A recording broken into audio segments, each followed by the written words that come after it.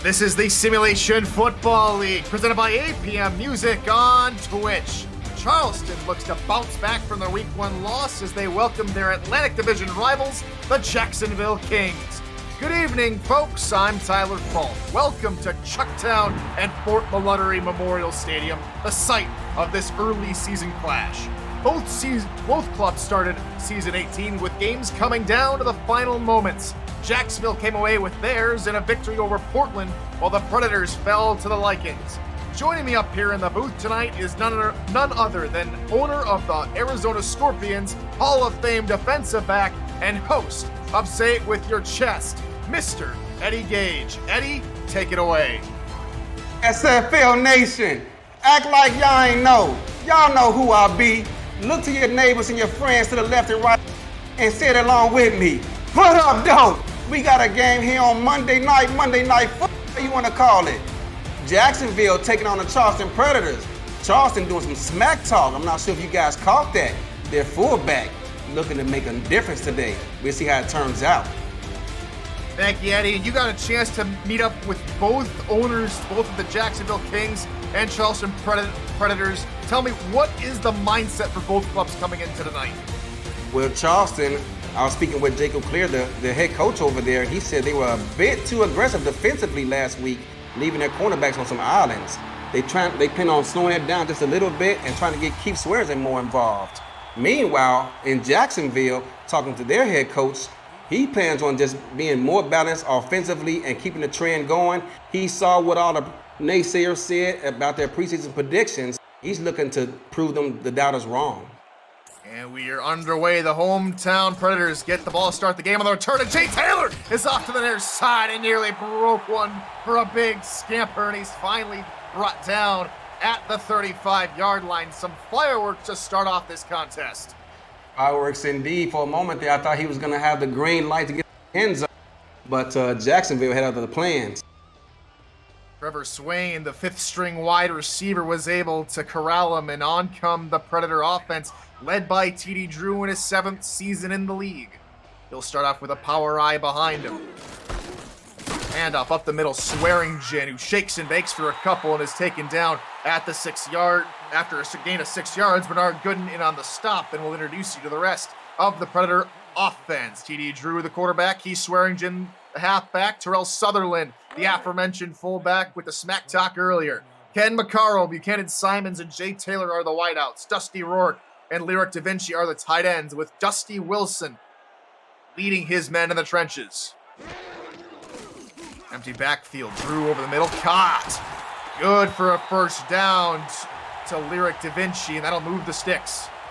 Yeah, Jacksonville coming out on his first possession playing quarters coverage. That linebacker bailed out of there at the snap of the ball, leaving the middle wide open.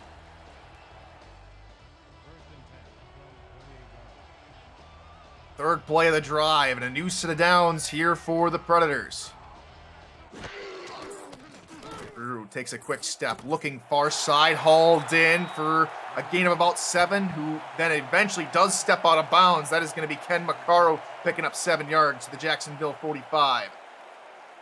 Dime defense in the previous look, nickel this time, and both times around they played quarters coverage, and those corners and linebackers are bailing out of there at the snap of the ball, trying to take away everything deep. Charleston looking to capitalize with the short passing game.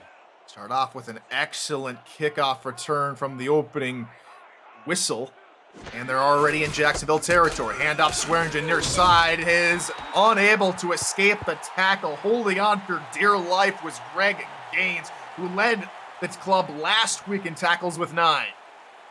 6'4", 200 pounds. It took every last pound of him to get the big running back on the ground. He was the only difference maker between him and about a 15, 20-yard game on that play. Split backfield, first third down of the contest here for Charleston. Drew changing up the signals, is back to pass, looking far side, caught to a falling receiver. It'll be good enough for a first down to the 38, as that's our first call of the ball game for Buchanan Simons to move the chains. Yeah, and the game plan for Jacksonville remains the same. They continue to try to take away the ball, but on third down, you got to be a little bit more aggressive than that if you plan on getting off the field. Especially in that short yardage situation. Am I right, defensive mastermind Eddie Gage? I'm just here to broadcast these games in the booth. I'm no master, but I'm trying to get there. There we go. We're just calling it like we see it. 4 wide receivers, Drew all alone under center. Pumps once, now looks over the middle. Oh. That was picked off. The safety came through the middle to pick it off, and it's an excellent interception. Second one of his career, Stuart Zomilia.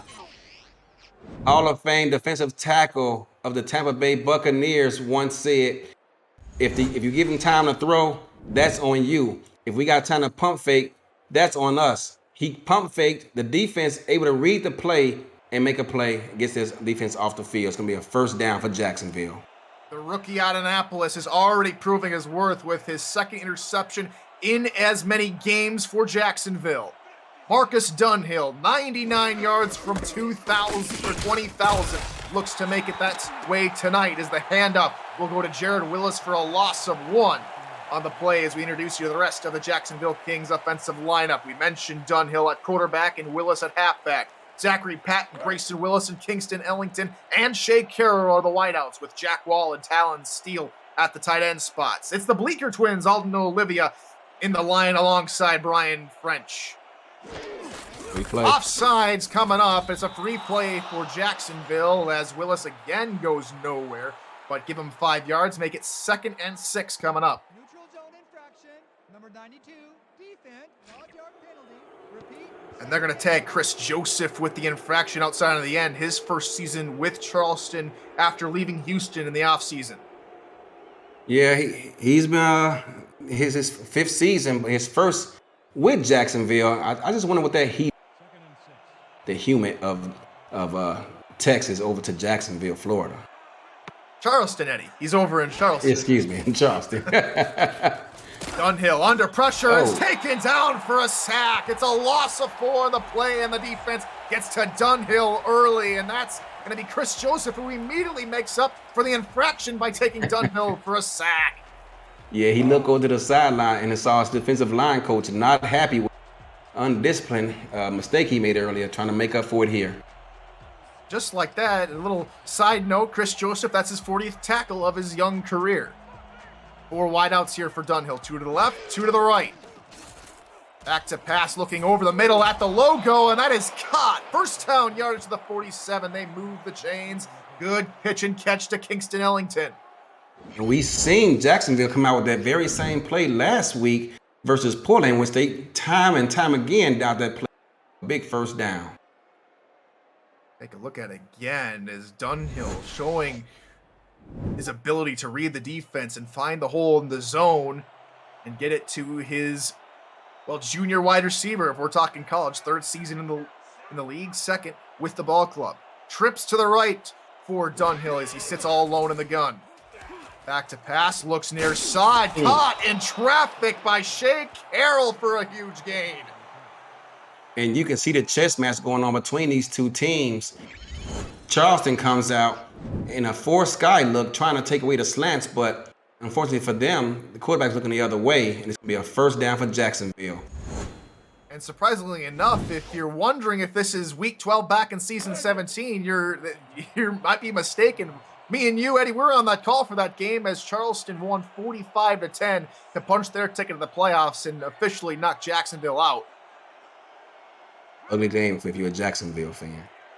They're looking to right the ship here in week 2. Dunhill over the middle, caught Shea Carroll. He gains about 13 before he's taken down. They move the chains again. And Charleston talking about they were being a bit too aggressive last week. Again, they come out aggressive this week, looking at the sticks, but unfortunately for them, their defenders, the ball went right over their heads. Now in the red zone for the first time in the contest. 4 wide receivers again here for Jacksonville.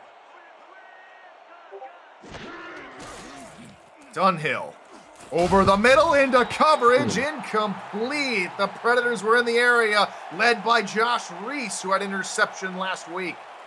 He did, and I thought he had another one here. The 6'3" guy, I mean, he jumped up and he pinpointed that ball perfectly. I thought he was going to come down with it, but unfortunately for them, incomplete. 2nd down after the incompletion. 3 wideouts, 2 to the right, 1 to the left. Offset back behind Dunhill. They'll go to Jared Willis through the middle, and he's met at the line of scrimmage by Johnny Bravo and company. No gain, and a big third down upcoming for this hungry Predator defense. It was actually a nice play design. It came out and doubles right and ran a strong trap after spreading out the defense. But unfortunately for Jacksonville, the defensive tackles were not fooled.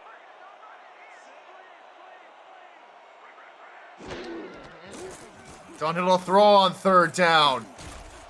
Throws, hit as he throws, and it's caught.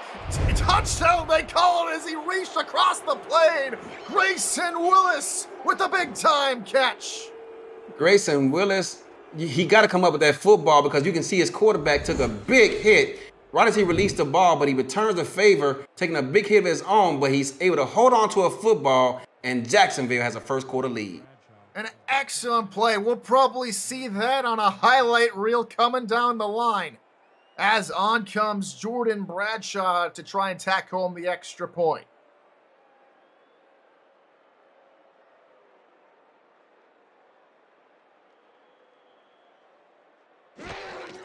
Snap, spot, kick is up, and Bradshaw's extra point is good, and it's 7-0 Jacksonville. If you're new to the Simulation Football League, the SFL combines traditional sports, esports, and a role-playing game into one.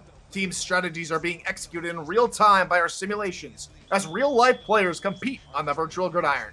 For more information about the SFL, visit our website at simulationfl.net. The SFL, we put the fan in fantasy. Bradshaw boots it downfield once more for Jay Tiller to try and make another spectacular return. He cuts inside, then back to the far side, and it's a loss of 10 yards compared to his previous kickoff return, and he's taken down at the 25-yard line as TD Drew is going to be looking to try and keep better control of the ball after throwing an interception on the first drive of the ball game. Yeah, I mean, he came into this game, he had 17 interceptions last season, which ranked 30th in the league. He's trying to improve on that this season.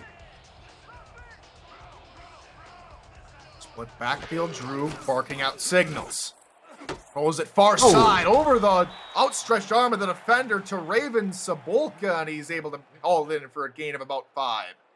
I'm not sure how that pass was completed, Tyler, because that looked like, at minimum, to be batted down.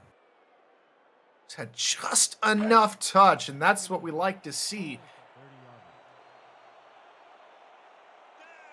2nd and 5 from the 30-yard line for the Predators. 2 wideouts this time, still a split backfield. They'll go up the middle with the run and stopped in his tracks by Buster Johnson. His first tackle of his rookie campaign. Buster Johnson, wow, that's a big boy right there. My goodness, I mean, he stood up and it was like 2 quarterbacks almost standing there next to him. Definitely have to feed him a little extra at the buffet table before games, eh, Eddie? Empty backfield, 4 wide. TD Drew to throw over the middle. That is caught by Lyric Da Vinci and down to the 45, a pickup about 15. Da Vinci coming into this contest, he's looking to improve on last season's numbers too. He had 48 receptions as their second tight end last season. He's looking to improve on those numbers this season. So a great start so far. Absolutely, he was doing fantastic last week. Caught a touchdown pass in the loss to Los Angeles. I formation behind TD Drew on this new set of downs. 4-3 look from Jacksonville. Middle linebacker creeps up. That's John Martin. Drew to throw. Gonna look for a dump off route. That's gonna be caught, and churning his legs forward for a pickup of 2 is Keith Swearingen. I know it's a pickup of only 2 yards, but you want to try and stay ahead of the chains. He was looking to about to take a sack there, and instead of forcing the ball downfield, no one was open. He just dumps it off to his tailback for a pickup of 2. 4-3 look again here for Jacksonville. Handoff, Swearingen going nowhere and taken back for a loss of 4. Buster Johnson had a quiet game in Portland. He's already had 2 dynamic tackles. Yeah, and that's right there the disadvantage of running those trap plays and power plays. If you got a defensive tackle that's stunting in the same direction you're going, or even a middle linebacker blitz up the A gap, it's going to be a lost down. TD Drew is going to spread the field with 5 wide receivers. Gonna look to throw, pumps once, tries to air it long. He took a little bit too much time to try and launch his catapult as Taquan Hale gets into the backfield with the pressure, and it's 4th down. It's never a good thing when your quarterback takes a hit, but as long as he took to try and unleash that ball and he double pumped it too, that was probably headed towards a defender's hand. So I'm sure his head coach doesn't mind that. On comes Cody Murphy for the first time today. On it away to Kingston Ellington. About his 22, tries to shake and bake and is taken down at the 26-yard line, and on come the Kings offense once again. Yeah, right now it's not living up to the expectations of all that smack talk that they put out there earlier from back. Terrell Sutton came in talking a lot of smack in social media this week about how they're going to come in here and dominate Jacksonville. Right now, it is early. We are approaching the end of this fast-moving first quarter, but Jacksonville seems to have the upper hand. 2 tight ends to the left of the formation. Dunhill to throw, looking far side, caught by Grayson Willis for a pickup of 3 before he's just ushered out of bounds. And we introduce you to the rest of the Charleston Predator defense. Joseph Sabokal, John Lawley, Chris Joseph, Robert Cherry are the defensive linemen. Jack Brown, Jack Huffman, and Eric Hammer are the linebackers. Johnny Bravo, Jacob Clear, Corey Menner are the corners, with Josh Reese, John Stamango, and Sam Blotner at the safety spots. Tight end set again, also to the left. Dunhill looks near side again for Willis, and Willis tries to turn upfield. He's stopped a yard short by Jack Hoffman. Pair slot right, 90 Z quick out. That's a staple of this Jacksonville offense.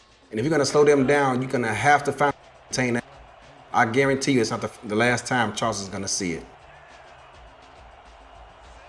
3rd and short here for the Kings.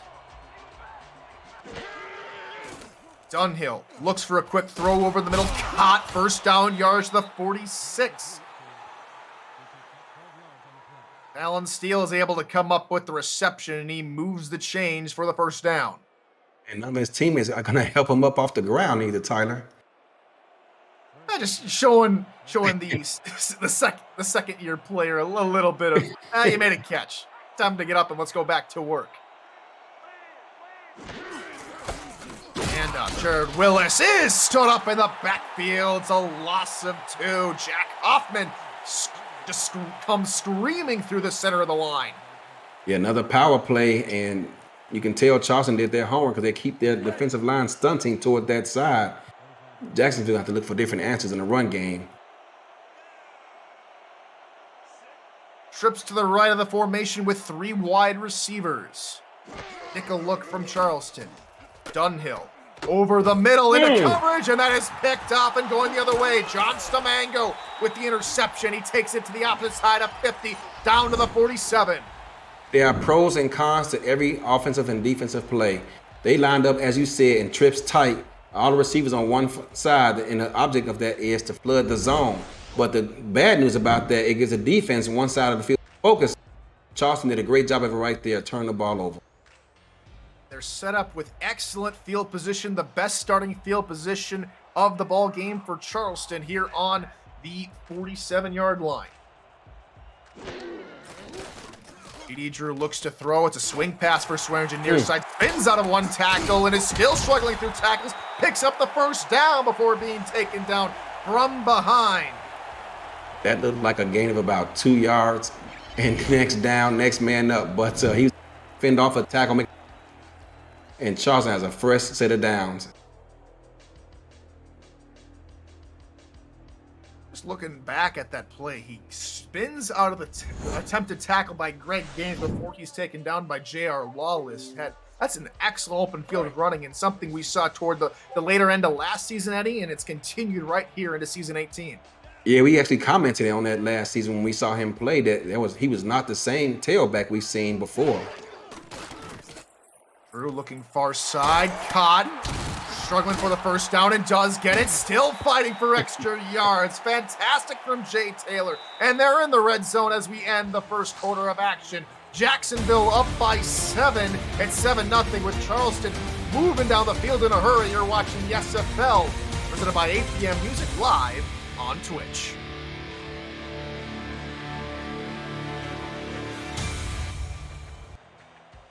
Second quarter just about to get underway here from Charleston, South Carolina. I'm Tyler Falk. He's Eddie Gage. Thanks for joining us this evening. Handoff goes up the middle for Swearingen as he shakes and bakes his way for a pickup of about 5 yards before he's eventually brought down by Connor Darien.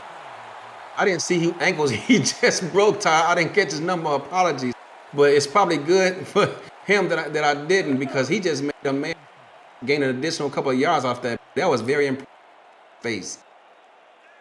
If they can keep it up. This Charleston offense on this drive, Eddie, they've been making a lot of defenders miss their mark on attempted tackles. Drew looks to throw, far side, open receiver caught, but coming back to the ball and only maybe picking up about a yard was Ken McCarroll. Yeah, that play looked kind of funny from the start because he was wide open and the pass was about a half second late getting to him.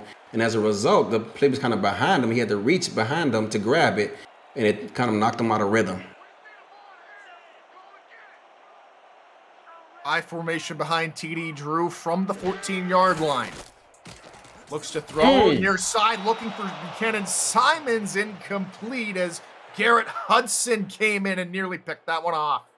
Yeah, I-Pro with only 3 eligible receivers makes it a lot easier job for the defense to read, and they almost picked that one off.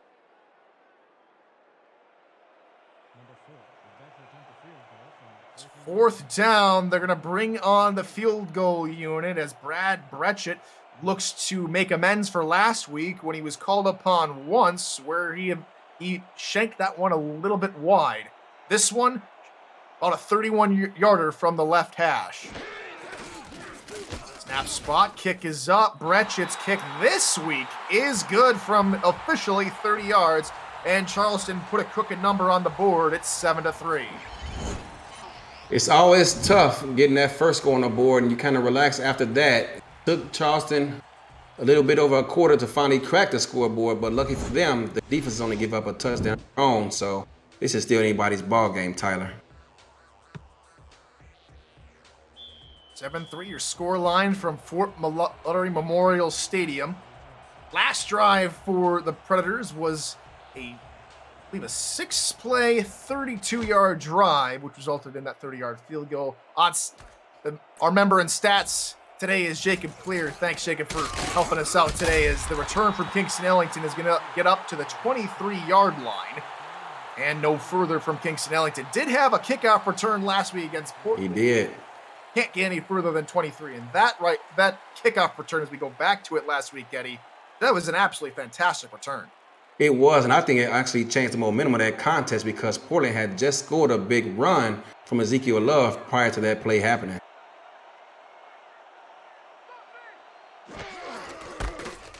First play of the drive will be a call for Jason Willis on the ground. He goes absolutely nowhere as he is at the 23.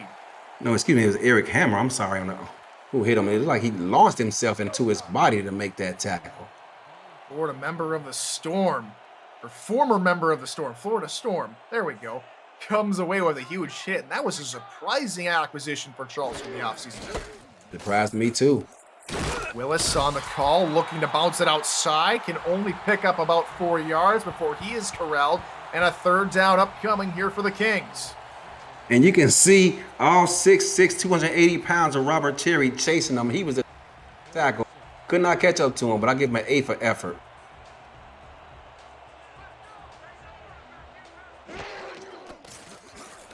From the 26, Dunhill over the middle, deflected, incomplete. Josh Reese with another deflection on his resume, and it's a quick 3-and-out for the Kings.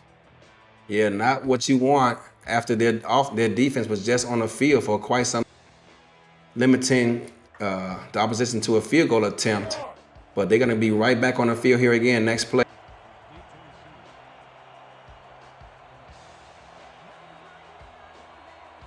So on comes Howard McCoy to punt this one away. High spiraling kick for Jay Taylor at his own 39. Can't make a man miss and is taken down at the 40. Do you have a hot take? Want to show your appreciation for the SFL or show some love to your teammates? The league's new show, SFL Crunch Time, wants to hear from you. Post a video on Twitter with your take or shout out and use the hashtag SFL Crunch Time, and you may just appear on the show this week. Want more details? Direct message Josh Circle on Discord, and we'll see you in Crunch Time. Petey Drew takes a quick drop, looks near side, caught for about a 5-yard pickup, and no further, down to the 45.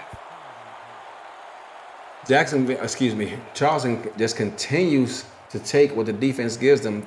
This time, Jacksonville was a bit more aggressive in their coverage with the cornerbacks on the exterior, but yet and still, TD Drew was able to find a man for completion. After the 5-yard pickup from Jay Taylor, they come back to the line with a split back formation. Jacksonville looks to be in a 4-3. Swearingen on the call up the middle is taken down after only mustering one. Mike All makes the tackle.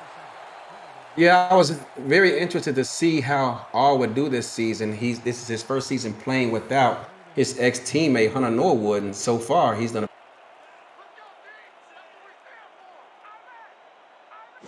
3rd and 4. Swearingen on the ground through the middle, has blockers, and will get across the 50-yard line down to the 48 for a Predator first down. Yeah, if not for center J.J. Swift getting his way, he might still be running right now, Tyler. J.J. Swift with the excellent tackle, but it is a first down here for the Predators as they look to possibly go ahead. Trips formation to the left, and last time we saw this formation, Eddie, they threw a pick. Yeah. We'll see if fortunes favor the Bold this time around. Drew looking over the middle. This time it's into the hands of a Predator. It's Ken Maccaro down to the 25-yard line. And that's just smart quarterback play right there by TD Drew. You see the safety playing 3 robber, and he throws it right over his head. All he needs is protection from his offensive line to get it there. It's a big completion for a first down for Charleston.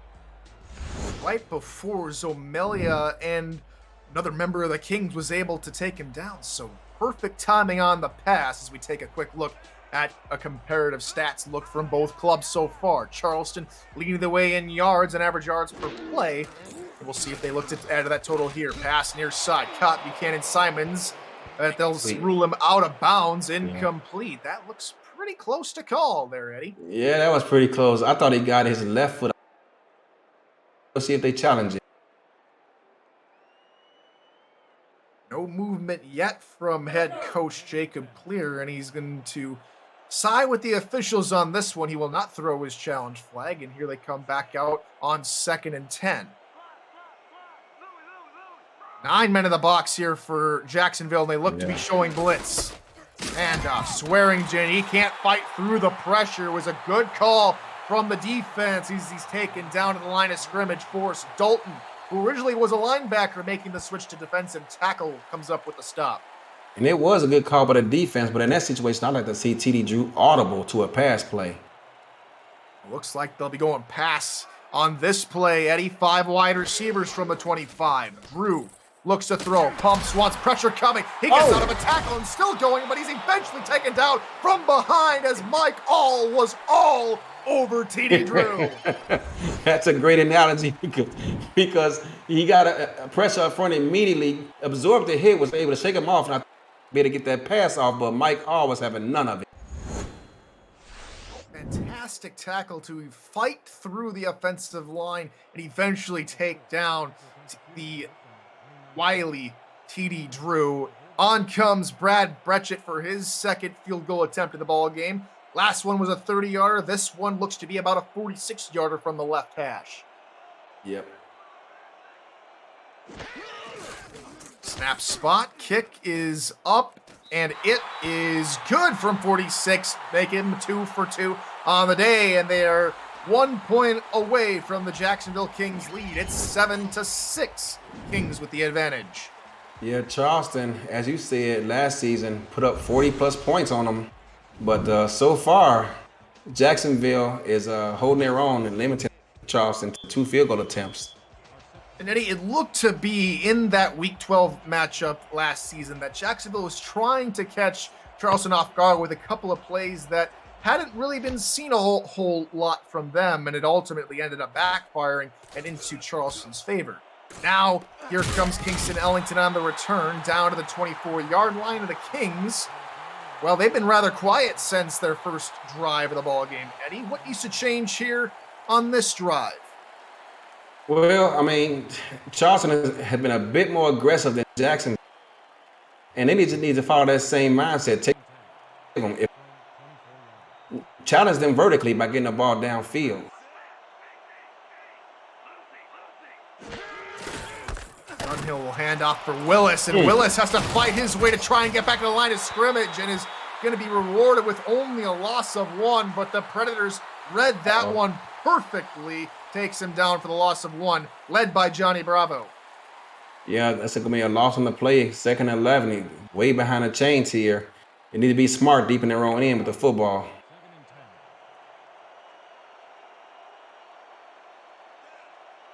Jared Willis so far today, 6 attempts on the ground, 0 total yards so far here in the ballgame. Dunhill looks to throw, finds his man near side. That's Grayson Willis. Pick up a 3, maybe 4 yards, and it brings up a 3rd down. And that's another thing Jacksonville does. Last week, I saw them come out in more ace personnel packages than I've seen any other team last week. So that's going to be something that Charleston can pay attention to.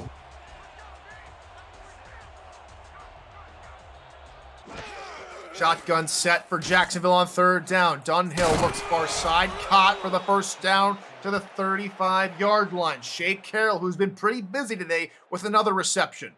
And that was actually great play design. It's 3rd and long, so you know you have to get sticks. They send the receiver vertically on a 9 route. They have to honor him, and he runs on a nice out route for a pick up 1st down. It's a pick your poison type of play for the defense. You guard that deep route, you let him go short as one of the defensive linemen jump off sides. Another free play for Jacksonville. They'll get a free 5 yards and remain 1st down. Yeah, they're going to accept this penalty and rerun that one back. As we see, Sioux Falls is up early on St. Louis, 7-0. That is the 2nd offsides penalty on Chris Joseph here in the 1st half. So a little bit too antsy. He's already got his 40th tackle of his career now, Eddie. Maybe just a little antsy to try and get his way to 50 in one ball game. And he's trying to impress his new teammates and just need to settle down and relax into this ball game. And Jared Willis goes nowhere. His woes continue on the ground. And you can see Jacksonville, they're at least thinking out here, trying to get, they line him up on a strong side and a weak side. Trying here.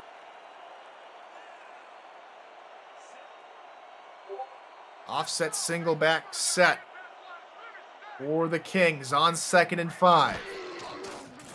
Dunhill, 5-step drop pressure coming. Joseph trying to come up with a sack, but it allows Robert Cherry to come through and take him down behind the line. A loss of 6 on the play. There was no one open, and he got immediate pressure right up the middle of the defense.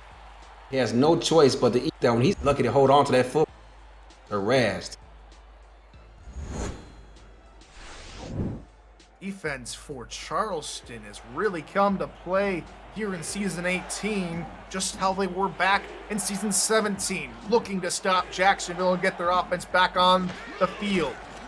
Dunhill to throw, deep ball over the middle into triple coverage, deflected and incomplete. Another fantastic deflection for Josh Reese. Make it number 3 on the day, and it forces Jacksonville to punt. Punt yet again, and for a moment there, it looked like Dunhill threw that ball with confidence because his back hit the turf in that 5-step drop. That ball was out of there, but I'm not quite sure what he thought because there were a host of Predators waiting to pounce on it. Dunhill was looking to add to his total as he already has hit the 20,000 passing yard mark in his career. Congratulations to Dunhill. However, his club is forced to punt this one away back to Jay Taylor, who calls for a fair catch at his own 33.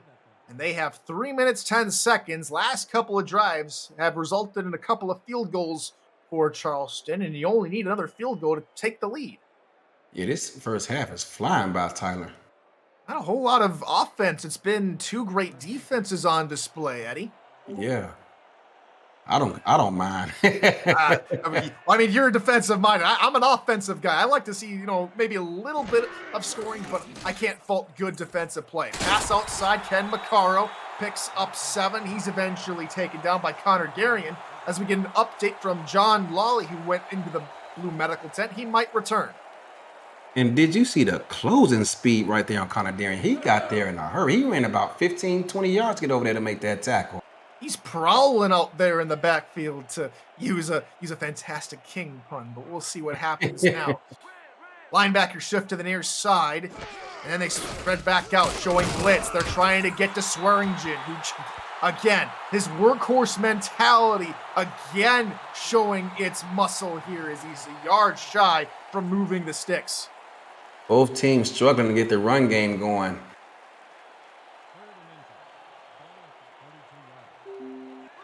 See what happens here on third down. Swearingen only has 14 yards. He's going to have plenty more here as he picks up the first down to the 47-yard line. Pick up about 5 on the play. As he officially has 22 yards on 10 carries.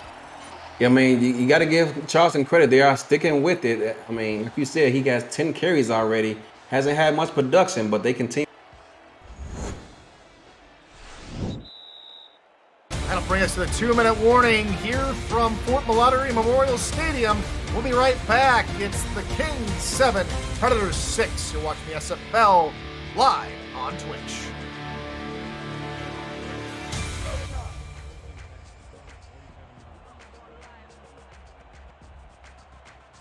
Tyler Falk, Eddie Gage here in the booth, Jacob Clear in the stats truck, and the SFL Commissioner Cameron Irvine as producer. Welcome back to Charleston as the Predators look to take the lead. Swing pass out for Swearingen on the far side, spins out of a tackle and is eventually wrapped up after picking up maybe a yard on the swing pass. And that right there is a prime example of why coaches tell you to play to the whistle, because the first man missed, and had his help been slow getting to the ball, that would have been a significant game. J.R. Lawless, the outside linebacker with the tackle. Rest out of retirement. There we go. Trips near side. Welcome back, J.R. Lawless. T.D. Drew looks near side. 2 routes in that area. Ken Maccaro turns the corner and will get upfield to the 39, picking up the first down. That's his 5th carry, his 5th target, already in the ball game. 5 catches on 5 targets. But if he wants to extend his here, he's gonna have to learn how to lower that pad level. Not can take big hits like that. Was a little slow to get up. Maybe he had the wind knocked out of him for a split second, but he does eventually pop back to his feet. And there he goes to the far side of the formation. I form behind T.D. Drew. Da Vinci, the tight end, on the line to the right. There'll be a run up the middle for Swearingen, and Swearingen nearly broke a big one before being taken down by Zomilia. Gain of 9 on the play. And that was the best blocking he's gotten all afternoon. Terrell Sutherland, along with the center, got great blocks, and he wasn't touched until he got to the... Gonna hustle back to the line. They go I form again. Swearingen near side. Looks for a block. Spins out of one. Is inside the 20 to the 15 to the 10. Fighting defenders to the 8-yard line before Charleston takes a timeout. 56 seconds left in this first half. Charleston trying to advance. They may want to slow down the offense just a bit here, considering this field position. They don't want to give Jackson any room, especially considering they had that kickoff for last week. They want to try to eat up this clock and come away with points. Usually, Eddie, when you see 2 minutes on the clock, we see a whole lot of passing. It's been run from these Predators. Yeah, I mean, they said they wanted a balanced offense pregame, and they're living up. Let backfield. Sutherland and Swearingen in that backfield. 3 wide receivers, 2 to the left, 1 to the right. Nickel look from Jacksonville. They're right on the doorstep of the end zone. Swing pass outside. Sutherland to the goal line, taken down just a hairline short. How did he get up, Tyler? I have no idea. Eventually finds his way to the back of the backfield. T.D. Drew changing the play. Looks for a throw. Dangerous throw. Back in the end zone. Incomplete. Both feet were clearly on the end line for Buchanan Simons. And the clock stops with 36 ticks left on the clock. And Taquan Hill had something to do with that pass being a ride, because he was all up in T.D. Drew's face. It looked like that pass that he was designed for maybe a 10-yard completion, and they only needed about an inch. Yeah. I formation now. This looks more full on set. Drew looks back in the end zone. Wide open. Lyric Da Vinci. Touchdown Predators. Or excuse me, that's Dusty Rourke this time with the touchdown. I don't understand how he got so wide open, because Jacksonville actually backs on. Yet he finds himself wide open in the back of the end zone. That's just Dusty Rourke with their first touchdown of their SFL career. Congratulations, Dusty, on the play. Found acres of space in the back of that end zone, and the hometown Predators take the lead. Yeah, her celebrating her first touchdown. I'm sure that she's gonna have her family recording that one, because that's monumental right there. Extra point is good from Gretchen, and it's 13-7 Predators now with the advantage. 33 seconds left on the clock, Eddie. Kings have all 3 timeouts, and if Dunhill is known for anything, especially back in his Atlanta Swarm days, he can make some plays in a hurry. Oh, absolutely, but it starts right here. I mean, we can't look at first down yet. Remember what they did last week in the kicking. Retchett's kick is underway. Ellington, about 2 yards deep in the end zone, tries to make a return. Cuts back inside and is taken down at the 22-yard line. 5 seconds tick off the clock. So there's 28 seconds remaining here for the Kings here in the first half. And I do believe they will get the ball to start the second half. Yes, and before we get to that second half, Marcus Dunhill, he's a gunslinger. They coming out here. Let's see what they do.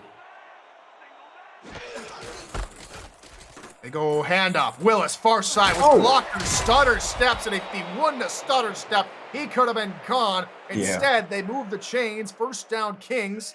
And they hustle back the line. 15 seconds and counting. Handoff again for Willis, spinning out of a tackle, and is a crunching hit laid onto him after picking up about 5, and they're back to the line of scrimmage. And they're going to finally call a timeout as we get a chance to catch our breath as well, but it seems like, I can't remember what game it was. I think it was LA and Vancouver just yesterday, Eddie, where I believe LA had 10 seconds to go in the first half, ran 3 plays, all 3 were run plays, and they called timeouts in between. Yeah, that was some strange play calling. You just never know what these coaches are thinking these days. And we see something new every time.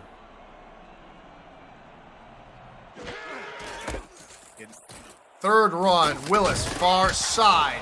Leans forward, picks up the first, but the clock will run out on the Kings, and that'll take us to the end of the first half. Charleston, 13, Jacksonville, 7.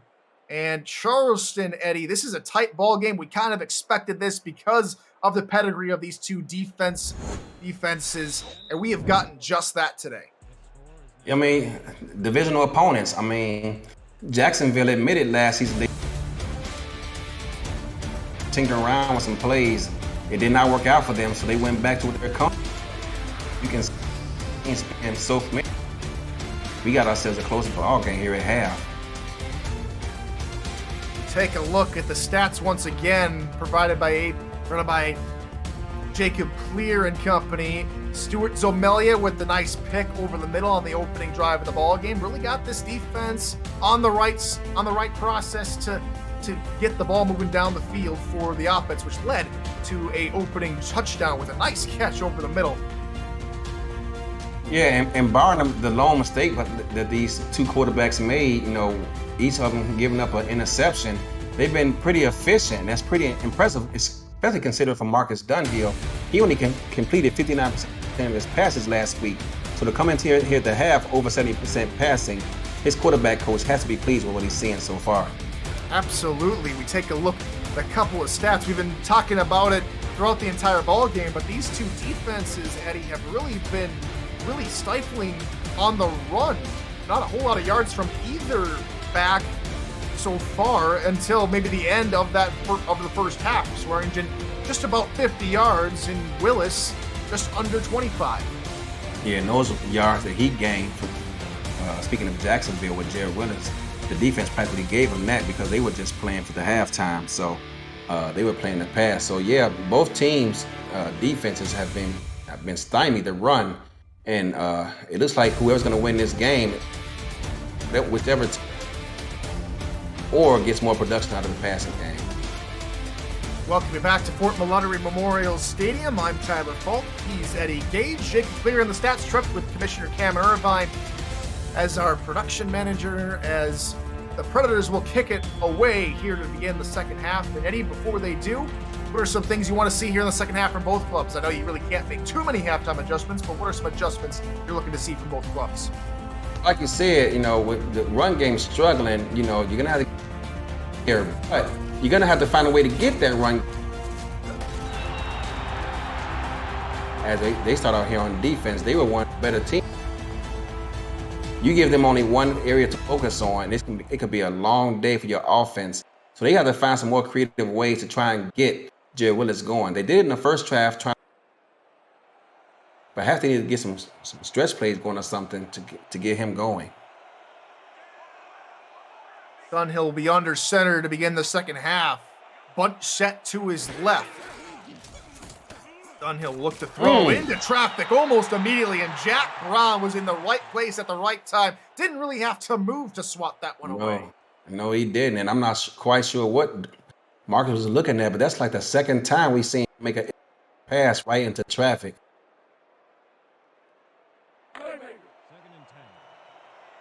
So after the incompletion on first down, brings up second down.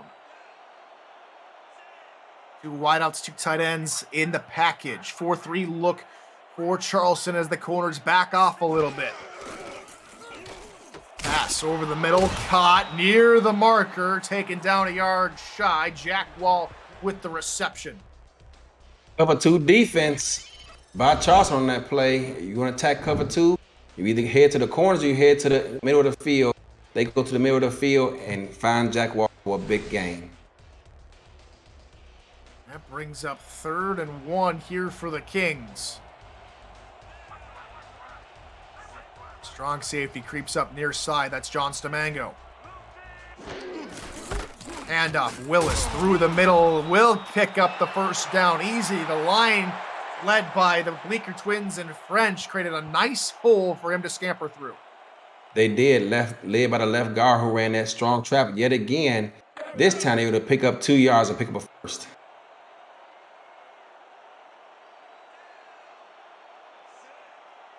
Dunhill back under center. This is similar to the first formation we saw them run on the drive. Dunhill pumps, fires near side. One-handed catch for Wall, and he turns upfield, and he's inside Charleston territory, inside at the 35. Jack Wall, his first reception just came early in this drive, a pickup of about 6 yards, but he proves he's a deep threat as well, catching this corner route and able to turn up for a big move of the change right here, Tyler. There was a pretty juicy stat earlier in Twitch chat. I don't know if you caught it, but Hunter Norwood, keeping a close eye on this ball game, says if Jack Wall has 3 or more catches, Jacksonville is 0-15 when that happens. So we'll see what happens. Dunhill over the middle into coverage, and it's Jack Brown again with the deflection. Stay out of his zip code. Stay out of his zip code, but why did you say that? The ball's intended for Jack Wall. Perhaps they need to look for Jared Willis and company, because I don't know if he heard you, but he tried to. Under 9.5 to go here in the third quarter. Trips formation to the near side, as we reverently call it, gun straight. Gun straight. Dunhill, all slants pattern, over the middle, deflected and knocked aside by John Stamango. The Predator defense has been acting kind of ball hockey. They like to knock away these passes, especially in the middle of the field. Yeah, they were playing underneath yet again. And anytime the quarterback has to hold on to the ball and 90-yard slants, it becomes very dangerous because those receivers pack the middle of the field and they bring those defenders right along with them. Big third down upcoming here for the Kings. Dunhill looks near side to the corner route, tipped, and it's caught, out of but bounds. out of bounds with Shea Curl. Wouldn't that have been something? However, he might have gotten a flag if that was in bounds because he was maybe out of bounds at one point, which would have made him an ineligible receiver. Yeah, that reminds me of the Arizona-San Diego game. Tipped the pass on 3rd and long, but they was able to come up with the ball for a down. In this instance, Jacksonville will be punting. Johnny Bravo almost had a way, but 3 deflections in the last 3 plays lead to a Kings punt by McCoy as Jay Taylor is going to elect to try and make a return. Further of a tackle and still going to the far side as he's eventually taken down at the 17-yard line. Instead of going more north to south, went east and west and made a pretty decent return there, Eddie Gage. Yeah, he got about 7 yards. Probably ran about 20 yards to get it.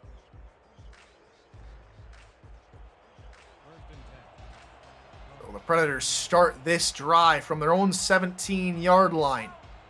1 tight end, 2 wide receivers, and 2 backs in the backfield. Edie Drew takes a 5-step drop, looking for the corner out near side, picked off. It looked to be a jump ball, and getting to that jump ball was Connor Darien, who picks up career interception number 9. Yeah, in this instance, both quarterbacks keep making ill-advised throws.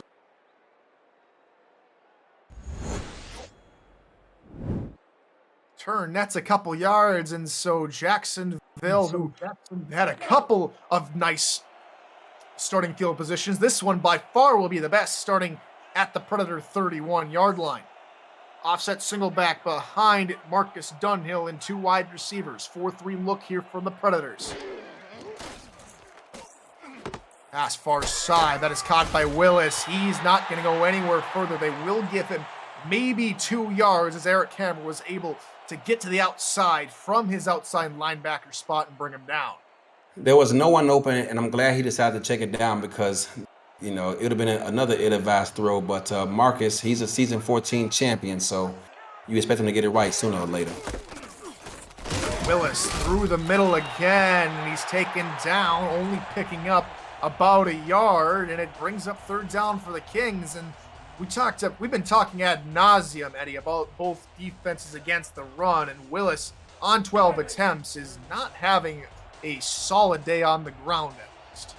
Yeah, neither team is, and it looks like at this rate, the quarterback's going to have to find a way to win this game for their respective teams.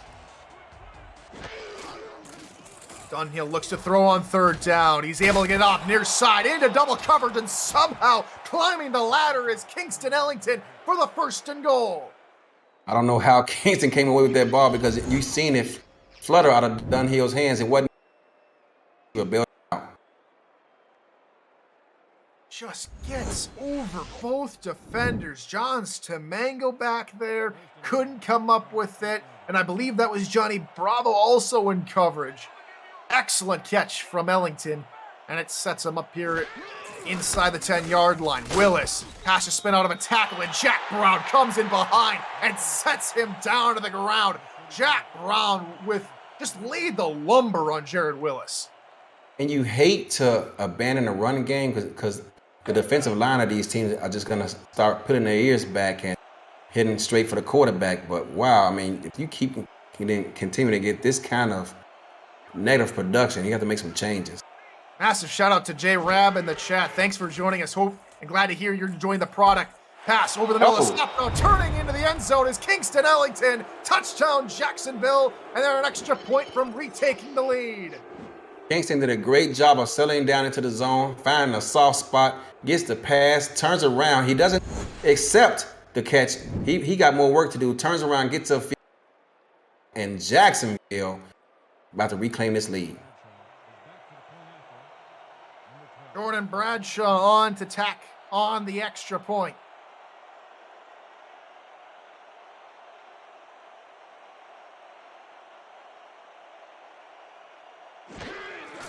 Snap, spot kick is up, and it is good, and it's a 5-play, 31-yard drive, which results in an 8-yard touchdown pass to Kingston Ellington, and it results in the Kings retaking the lead. Visit the SFL website at simulationfl.net for links to apparel from Sector 6, the official apparel provider of the Simulation Football League. And get SFL mini helmets from 97 Sports Promotions. Sector 6 features replica team jerseys, completely customized jackets, flags, t-shirts, and more. Get the gear the fans wear with Sector 6 and 97 Sports Promotions and the SFL as Jay Taylor's return gets him up to about the 26, and he has clearly been the better returner so far today in comparison to Kingston Ellington. He has. And, it started out with that very first one when he got out to about the 30-yard line, and Charleston looking to take advantage of this field position. 4 wide receivers, trips to the right, and a 3-line set. Dime look here for Jacksonville. TD Drew looking far side. There's a defender in the area, and he cannot connect with his intended target. That'd be JT Ratzman, as I believe that was Alonzo Williams in on coverage. Another ill-advised pass. He had a receiver wide open in the middle of the field directly in front of him, and for whatever reason, looked him off. 2nd down for Charleston as they look to go maybe to the ground game here. I formation, 2 tight ends set. A stretch play far side for Swearingen. Swearingen with a nice little hold down to the 40, down to the 46-yard line before he's taken down by Greg Gaines and company, as Swearingen able to breathe a little bit more life into that running game. Yeah, that's the best running play of the game so far for either team, and if Charleston can find a way to get more consistent production out of that run game, then perhaps they can get more points put up on the board.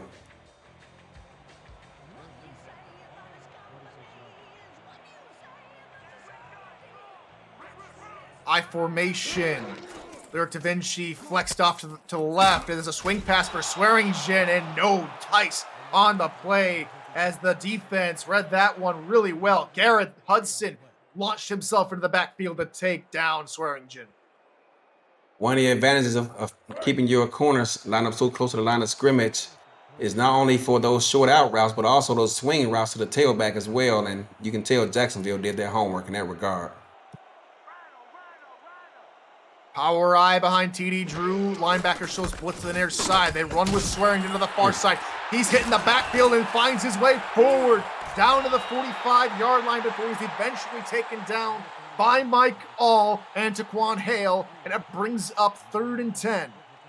That was all Swearingen because he should have been tackled for a loss, but give credit to this Jacksonville defensive line. They ran practically to the sideline to make that tackle. Empty backfield, 4 wide receiver look here from Charleston. TD Drew looks to throw over the middle, finds his man. That's caught for 1st down yardage for the Predators. Jay Taylor in on the reception. It moves the chains inside Jacksonville territory. And that was actually good defense by Jacksonville that time. This time they come out and cover 12, keeping their heads in the backfield, looking at the quarterback's eyes. But unfortunately for them, it was great defense, just better offense. Want more SFL action? Check out the SFL YouTube page. Game going on alongside ours is Sioux Falls and St. Louis. That game tied up at 7 at the moment. Pass near side, wide open receiver, Jay Taylor. He is gone to the barn. Touchdown, Charleston, and this teeter-totter of a battle just swings back in Charleston's favor. At that point of the game, he only had 2 catches for 25 yards, catches this deep pass for a touchdown. And he is looking to get this offense on point. And you can probably get a lot of this credit towards their run game, because they were finally able to get it going, which opened up this opportunity. 46 yards on a touchdown. It looked to me, Eddie, now I'm no defensive mastermind here, but that looked to be maybe a cover 2 hard look where everyone playing in the cover 2, especially that first line of defense, looked to be playing maybe just 5 yards off the line of scrimmage, which let Jay Taylor get into the backfield. First time we've seen that dialed up all day, and came at the wrong time for Jacksonville. Brad Brechen on to tack home the extra point. Snap is low. It's corralled finally, and the kick is up and good, and it's a 6-point advantage for Charleston. 2014, your score line, as we have 4 minutes, 30 seconds left to go here in the third quarter. Still plenty of time here in this ball game for Jacksonville, and it's been a very tasty affair to begin today's action. Both offenses are starting to heat up a bit here, so who knows? I mean, it was a defensive first half, but we may be in for a ride here for the rest of this contest. Pritchett boots it downfield for Kingston Ellington to try and make a return. The 20-yard line is stood up at the 22. No further yards gained here for Ellington as the offense retakes the field here for Jacksonville, as it's been a couple of mistakes from, I'd say, from both clubs here. And last time out, the Jacksonville Kings had a nice solid drive, or 2 drives too, I should say. Nice solid drive, 8-play drive to begin the half, but ended up putting that one inside Charleston territory. Last drive for him ended up in that touchdown as it looked to try and keep it going. Pass over the middle. Ellington, who made the return, gets the first catch, set to start out the first game. No, check that. My apologies. That is going instead to Kingston Ellington. That is going to go to Shea Carroll. Shea Carroll, yeah, on the reception. And sometimes numbers just don't tell the whole story, Tyler. If you look at this game, Marcus Dunhill has a quarterback rating of about 99, but you wouldn't think it was going that way the way this game has played out thus far. And nip and tuck all the way through. Defense is rarely giving up the big play as Dunhill looks outside for Willis, and Willis struggles out of a tackle, runs out of bounds behind the line. However, forward progress will get him 4 yards. Yeah, that looked like almost a horse collar that the defense got away with. In some leagues, that would be a 15-yard penalty. But out here where the big boys play, it's just next man up and keep it moving. It's more old school football, wouldn't you say, Eddie? Where we do concern about the players' health and safety too, but at the same time, we got to let the players play. As Willis gets the call on the ground, nothing doing as John Lawley makes the tackle at the line of scrimmage. Yeah, and apparently Jared Willis missed the first day of running back school because you're taught never to run backwards trying to make a gain. And that's exactly what he did. There was nothing up the A gap. He tried to run backwards and hit the C gap, and by then the defense found him. On straight. Package here for Jacksonville. Dunhill to throw, pumps once, then fires over the middle. This time it is Kingston Ellington. He picks up the first down, and he's at the Charleston 47. And we've seen him pump fake a few times throughout this contest. Both quarterbacks have, and this time Dunhill gets away with it. But when you have time to double pump like that, the defensive line has to look at each other and do a better job, because you can't continue to allow these corners to have to defend these guys for this long period of time. I think the defensive backs are starting to recognize that both quarterbacks are liking to try and pump the ball, but it's not working so far. Pass over the middle into coverage, and I'm very surprised that Wall didn't come up with that catch. It looked to be in his general direction, but instead the receiver behind him tried to make the catch. Credit Jack Brown with yet another deflection. Another deflection, and again, you mentioned it earlier, he didn't have to move but like a step to his left, because Dunhill continues to make some questionable throws. It's like Dunhill was not trying to target Wall, but trying to target Zachary Patton, who only had 2 receptions a week ago in his debut after being drafted from Lexington. So far today, has yet to make an impact on the stat sheet at least. Single back set. Willis on the ground, spins away from a defender, gets 8 yards, and has to pay the price a little bit as he's taken down by, I believe that was Jack Brown coming off the edge. That was all Jared Willis, because that should have been a game of about 2 yards. He made 2 men miss. And now it's going to be 3rd and 2. From the 39, need to get inside the 37 to convert on 3rd down. They go to the ground. Willis tries to bounce it out far side. He's not going to get back to the line of scrimmage. Loss of 1 on the play. A great defensive stop from Chris Joseph. And on comes the special teams unit for the Kings. Outside of field goal range, Jacksonville unable to move the chains, and as a result, they're going to have to punt this ball back. Meanwhile, over on SFL YouTube in the 3rd quarter, the Sioux Falls defense has come to play in that ball game on the road, as Christian Brown, the quarterback for St. Louis, has thrown 5 interceptions in the contest. Oh, my Very goodness. nice punt. Down at, they're saying the 20-yard line looks like, or excuse me, the 5-yard line. So it 5-yard is an line. excellent punt. My apologies. Special teams coach will be very pleased with that. And let's just say in the SFL Discord owners channel, I'm not supposed to talk about what happens over there, but St. Louis coaches was anticipating a defensive battle according to the way their Sims went this week. Sioux Falls tacks on another touchdown, so they now lead by 10. That game going over on YouTube. Swearingen gets the call from the first play of the drive, picks up 6, and nearly had his head taken off by the huge hit. Yeah, he did. That was actually he launched himself at him, and his helmet actually went through his chest. I don't know how he was able to hold on to the football. Magic. We're calling it SFL magic here in the simulation. Look at this League. defense. Drew tries to decipher that defense as he finds McCarro near side.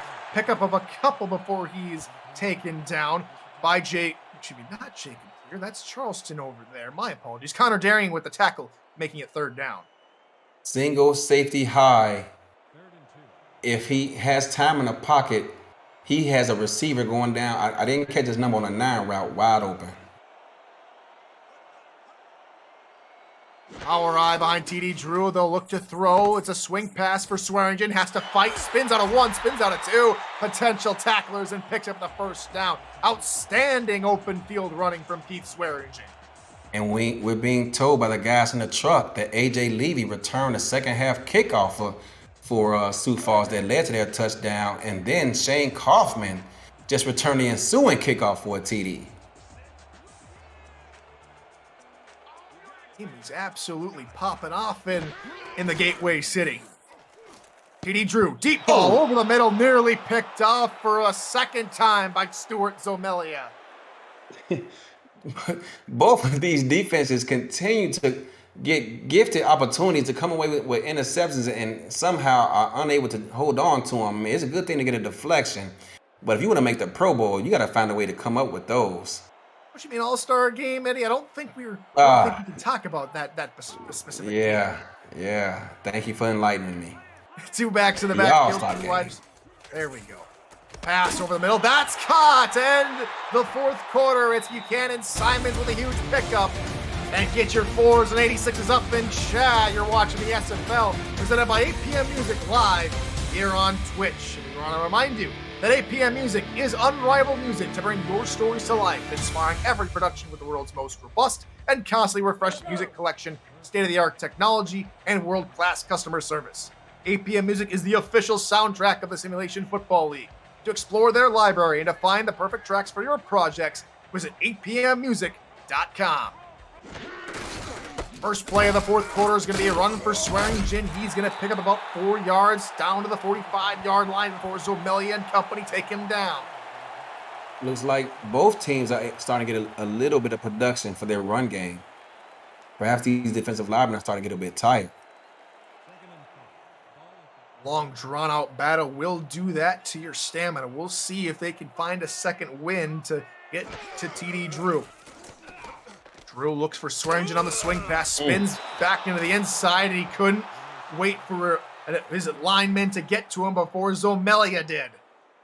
Yeah, Yuri Ivanov was trying to get over there, but the big man was just a tad bit too slow. Otherwise, that could have been a 1st down for Charleston. Another 3rd down here for Charleston, courtesy of Jacob Clare on stats. They are 1 of 1 on 3rd downs today. Or excuse me, not today, on the drive. Drew, Nice. near side, caught, into the arms of Zomelia. That might be an interception. His 2nd one of the ball game for Stuart Zomelia, and Jacksonville turn the tide. Yeah, we got to see a replay on this one because the referees ruled it a fumble, but it looked like an interception. I didn't see that ball hit the ground, Tyler. I don't think I did either. It's a really bang play, and if it stands, Zomelia has his 2nd pick as we take a bit of closer look. No, that ball didn't touch the ground. Zomelia has pick number 2. Yeah, they ruled it a fumble, but I think that's an interception, Tyler. I think it is too. I think it'd be almost pointless to challenge it if you're Jacob Clare and company over in Charleston. Fantastic play from the King defense and they start with their third possession of the ball game inside Charleston territory.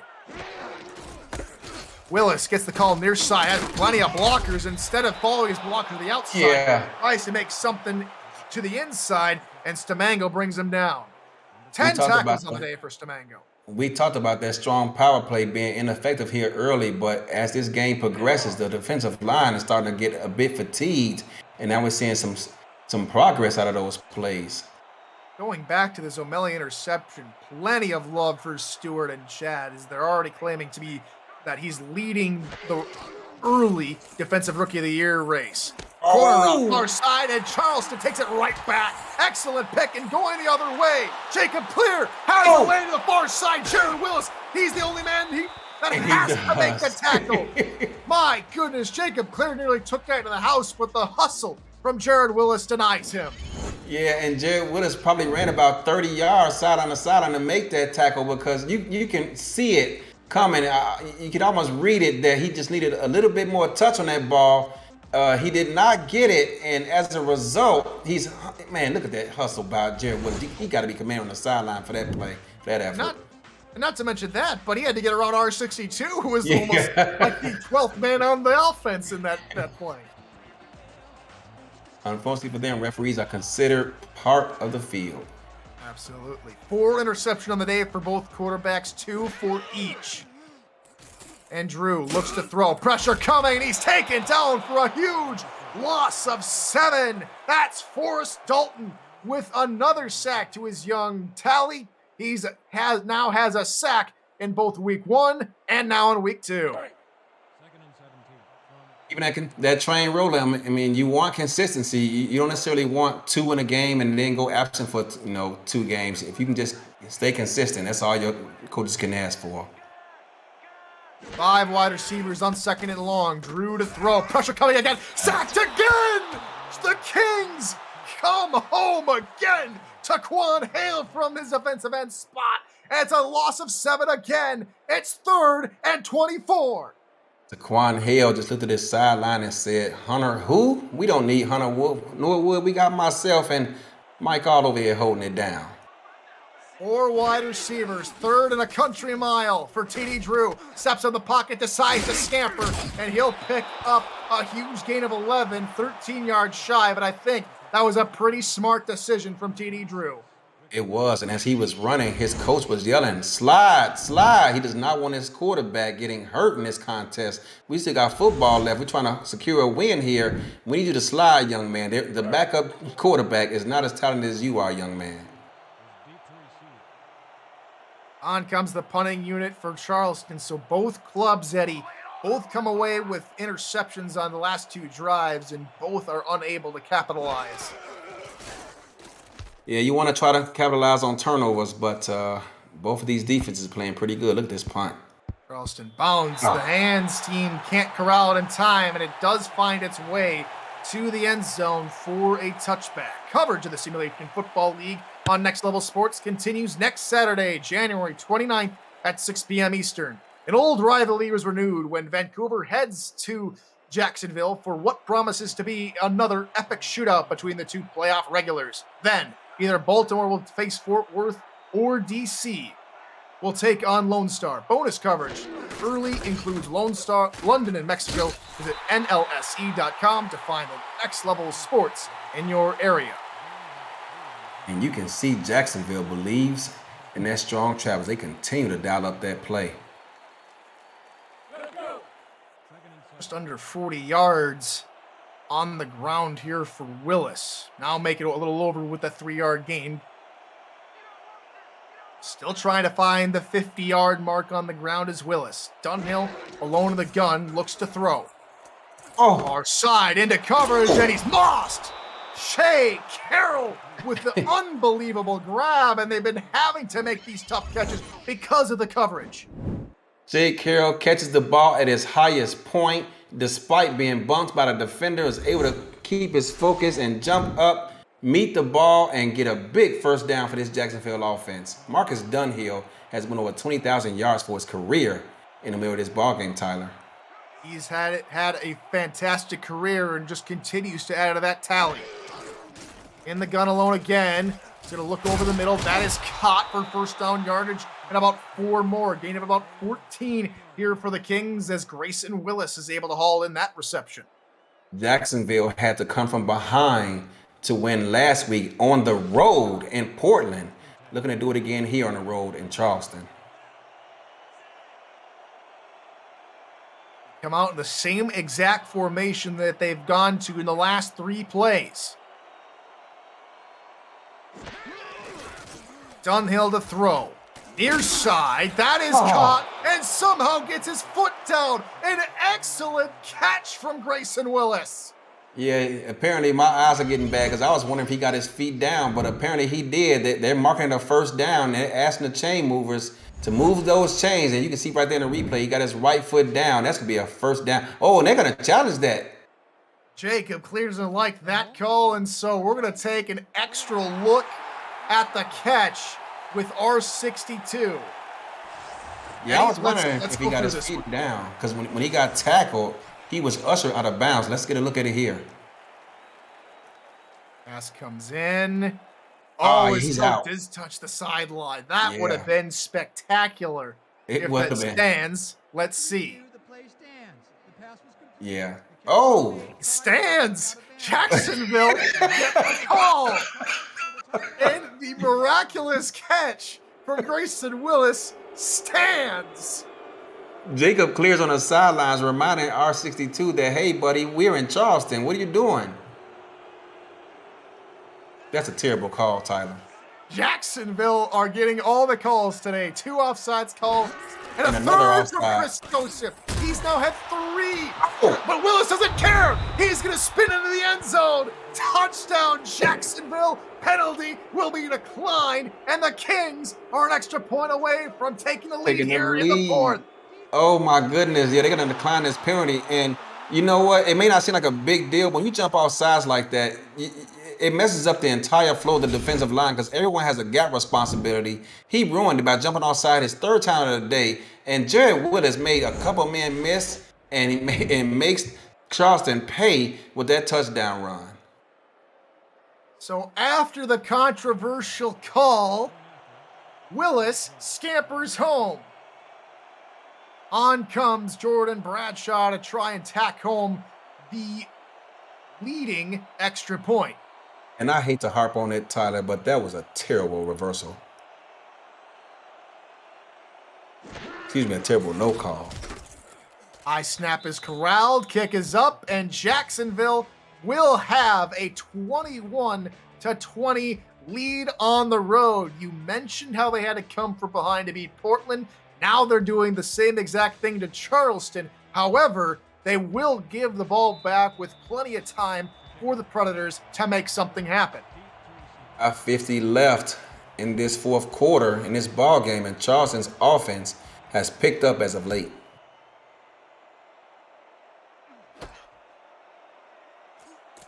Taylor on the return is stood up at the 24-yard line, and that is where the offense will take over for Charleston as they're only down by 1, 5:47 left on the game clock here in regulation.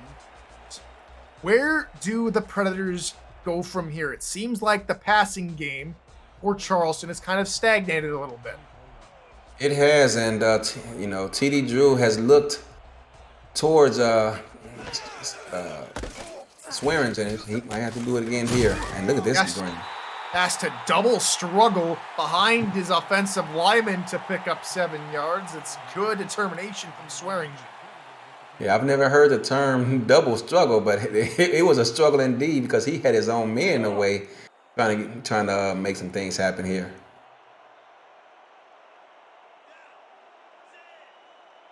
I formation 3 yards away from the first down marker. Swearingen gets his second call to drive, and he's going to be marked just shy as Defensive Rookie of the Year potential standout Zomelia again comes up with a crucial tackle. A big 3rd and 1 coming up for Charleston. They have all 3 timeouts. Let's see if that even matters here on this drive. Weak power eye. More than likely a run. They will go to Swearingen, who bounces over the far side and will pick up the first down before taken down at the 37. A good stop by Greg Gaines, but not before he picks up the first. And I couldn't tell if there was a tight end or a left tackle on the play who ran right past the tackler. And if he makes that block, Keith Swearingen is still running right now.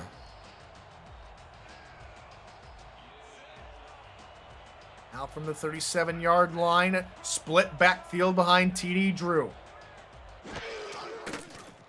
Two-step drop. He pumps once, now looks over the middle, and it's in and out of the hands of Jay Taylor. It looked like it just bounced off his hands. Yeah, you want that pass. Anytime a quarterback was a 3, 5, or 7-step drop, once that back foot hits the ground, you want that ball coming out. And all too often we've seen both quarterbacks still surveying the field after that back foot hits the ground. Split twins here. First time we've seen this today. See where they go here on second down. It'll be a handoff up the middle for Swearingen. No room to run. Only a yard before Hale gets to him. And it's 3rd and 9 upcoming here for the Predators. Biggest play of the game right here for the Charleston Predators. 4 wide receivers, 3 in a trip set to the left. East Swearingen also in that direction in the backfield. Drew looking deep over the middle in quadruple coverage. It's picked off. Greg Gaines with the interception forces mistake number 3 for TD Drew. One-time Chicago Wildcat has made several big plays for Jacksonville today. None bigger than this one on 3rd down. It looked like it wasn't quadruple coverage. It was quintuple coverage that TD Drew was trying to force that ball in, and one of those Kings had to come up with it. Greg Gaines comes up with the pick.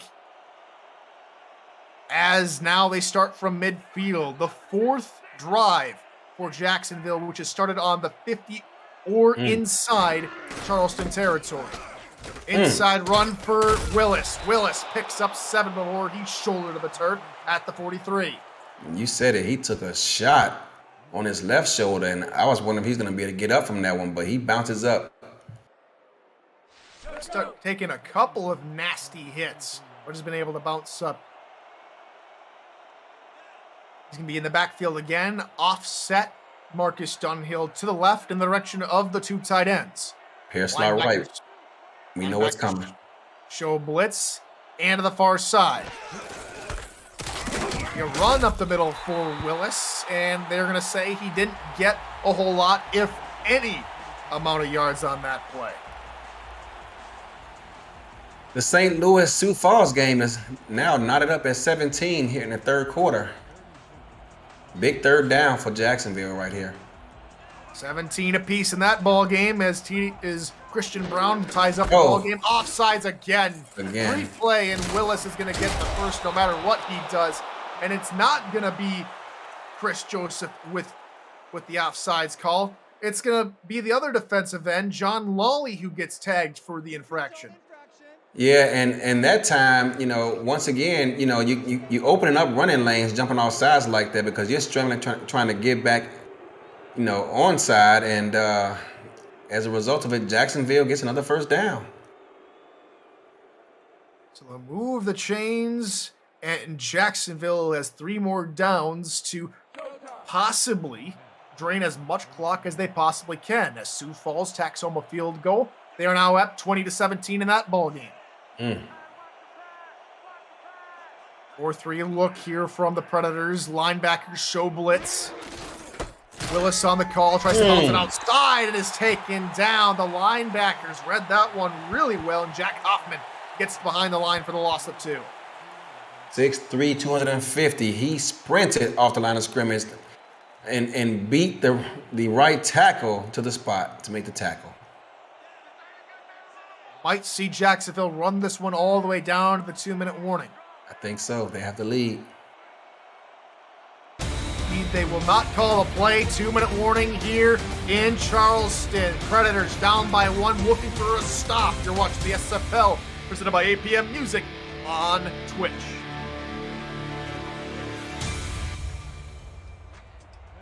Special shout-outs go to Commissioner Cameron Irvine back at SFL HQ, who's been on production for us today. And special shout-out to our man of the truck, Jacob Clear. And it's a fourth, count them, 4 offsides penalties on Chris Joseph. If there's one thing the defensive line coach is going to work on next week, it's going to be discipline, because Chris Joseph is literally killing his team's chances of getting the ball back by giving Jacksonville these free downs. 6th defensive penalty, courtesy of Jacob Clear on stats for the Predators. And as the head coach is watching out on the stat truck, I can't be sure that he isn't unhappy with how his club's performing, especially the discipline, like you said, Eddie. Yeah, it's hard enough to beat a team, but when you're beating yourselves, it makes it even worse.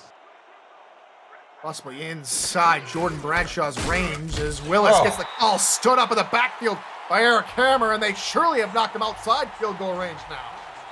Yeah, it will be a 54-yarder from here, 3rd down and 9. You want to be smart. Both quarterbacks have already made several ill-advised throws, and you want to try to get into field goal range, but you have to be smart with the football here as well. Let's see what Marcus does. 3 wide receivers, Willis offset in the backfield. They'll run with Willis up the middle, gets beyond the 35, close to the 30, marked down at 31.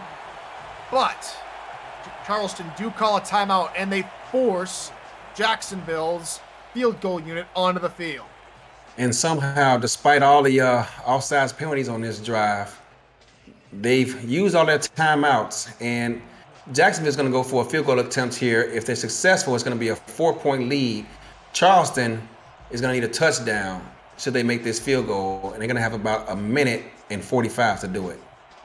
48, maybe 47.5-yard attempt from the right hash for Jordan Bradshaw. He made one from 50 a week ago. Snap spot, kick is on its way, and it is no good. Right, and so Charleston are a field goal away from winning it. And they're going to get excellent starting field position as this ball is just off of the right goal post. And wow, Charleston, after all their blunders on defense, their offense is going to have a chance to bail them out with some great starting field position just outside the 40. Empty backfield set. 4 wide receivers here for the Predators. Quick drop. Drew looks over the middle for Da Vinci. It's off the helmet of the defender. John Martin in the area. John Martin, you see the calves on that man? You can tell he's been doing deadlifts all off season. My goodness. Quick little story as we talk a little bit more about the 4th here, Eddie. You know, I never was on the football field in pads and a uniform like these guys are, but I was part of the marching band from my high school, and we had an instructor that we called Divine Calves. His last name was Mr. Divine, and so he had some really nice calves. So we called them Divine Calves, and probably the Divine Calves of this football game could go to John Martin. Absolutely. My goodness, that guy's he's been working out. 4 wide receiver set again. TD Drew, 7-step drop, deep bomb over the middle. Wide open receivers, Lyric Da Vinci. He is gone. Charleston are bailed out.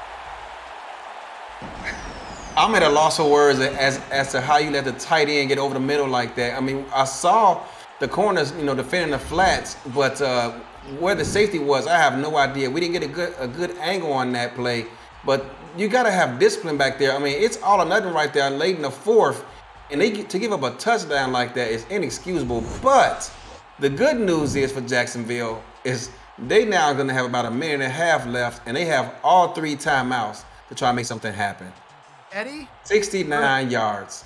They're going to go for 2, but it almost feels like Jacksonville wanted to give up the touchdown, so maybe this is a little bit of gamesmanship on their part. Swearingen tries to go through the middle. He stops short of the goal line. 2-point conversion is no good, and it's a 5-point lead here for the Predators, as they might have left too much time on the clock for former SFL champion Marcus Dunhill.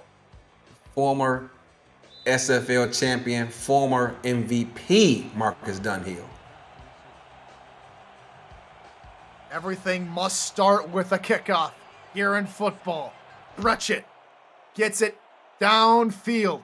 Kingston Ellington on the return. He's had one kickoff return in this young season. This time only gets out to the 21-yard line. That is where Jacksonville will start. They are 79 yards away from winning this football game.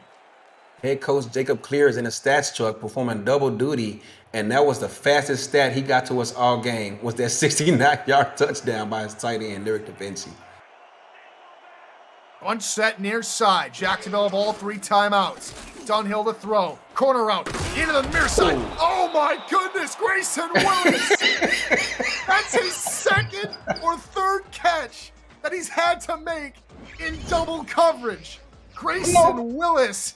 Oh my goodness.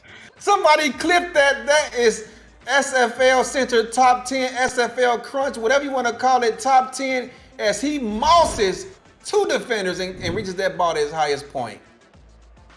Jacksonville did call a timeout. They have 2 remaining. They're on their own 44. 56 yards away. 1:27 left on the game clock. Shotgun set. 3 wide receivers. 2 to the left. 1 to the right. Dunhill to throw again. Fires up far side of the out route. That is caught for a gain of about 6 to Shea Carroll. And Smarty gets out of bounds to stop the clock and save his timeouts. Now from midfield, 50 yards away. Plenty of time for Dunhill. 1:24. Could this be the 2-minute drill drive of this young season that gets put up on everybody's highlight reels? We will wait and see. Gun straight package. 3 to the right, 1 to the left. 1 deep safety over top. Dunhill, all slant pattern. Into coverage. Tipped and incomplete. Both these coaches are on the sidelines about to have a heart attack. I'm sure Jacob Clear, when that deep ball was caught, almost fainted. And sure enough, Frank of the Jacksonville of the Jacksonville Kings, he almost had a heart attack with that last pass by Dunhill. More than likely in 4-down territory, but they are on 3rd down here on this next play. 4 wide receivers, 2 split in either direction. Dunhill over the middle, caught. 1st down, Zachary Patton. Nice read, nice throw. They're going to hustle back to the line. 1:08 and counting. Dunhill. Oh, the safeties. Oh. Far side, near the stick, Shea Carroll, maybe a yard shy. Under a minute to go. Marcus had a shot there and he turned it down, but it's a big game. Dunhill now goes over the middle. Cut inside the 20-yard line. 48 seconds and counting. Shea Carroll again on the reception. Dunhill to throw. Far Nice side cut. Shea Carroll. 3 straight catches for Shea Carroll, well over 100 yards, and they stop the clock. 41 seconds remaining. Jay Carroll's been the offense for this Jacksonville. Oh, they're gonna challenge that one. That's gonna be a booth review. Booth review can't challenge. Neither coach can challenge inside 2 minutes. So R62 wants to go under the hood and take a second look. So as he does, we will as well. Maybe this one's the one that comes back to bite them. They got a call earlier on a catch from Grayson Willis. I think he got his right foot down. Yeah. I think this one's more cut and dry than the earlier one. Oh, and they do it incomplete. Oh. They give one back to Charleston. Yeah. Wow. The controversy continues here in Chucktown. Tyler, you gotta love SFL, man. This is fantastic stuff right here. Coming down to the wire here at the 20-yard line in the SFL red zone. Wow. 2nd and 10. 41 seconds remaining from the 20-yard line of Charleston. Dunhill, quick drop, looking near side. That is caught for about 5, maybe 6 yards. Down to the 14-yard line. In on the reception again was Shea Carroll. Coverage backs off, deep, close to the own end zone. Dunhill, near side, caught. Shea Carroll again. Doesn't get a single yard, and Jacksonville called a timeout. It brings up 4th down. That's a smart timeout because they need to get out of that set because Charleston defended that play well on both occasions. 1 timeout remaining. They need to get inside the 10 to at least convert. 14 yards away to take the lead. Fort Mallory Memorial Stadium gets loud. 4 wide receivers. Dunhill in the gun. He's back to pass. Pumps once. Got him. Over the middle. Caught at the goal line. Touchdown, Jacksonville! Oh! Kingston Ellington becomes the hero for the Kings, and Jacksonville might possibly walk out of Charleston with a come-from-behind victory. But they may challenge this one too, because I'm not quite sure he got across the line, but on that replay, it looks like he may have. Let's see if they review this. They would not. They got to go for 2 again here, Tyler. Charleston went for 2 on their latest touchdown. That one failed. Can Jacksonville convert? Handoff. Willis, far side. He spins and he's taken down just shy of the goal line. 1-point lead. 18 seconds remaining. We've seen Jay Taylor make a pretty nice return to begin the ball game. Can he cap it off with a nice return? Jacksonville's special team has been questionable throughout this contest. Can Charleston take advantage of it here?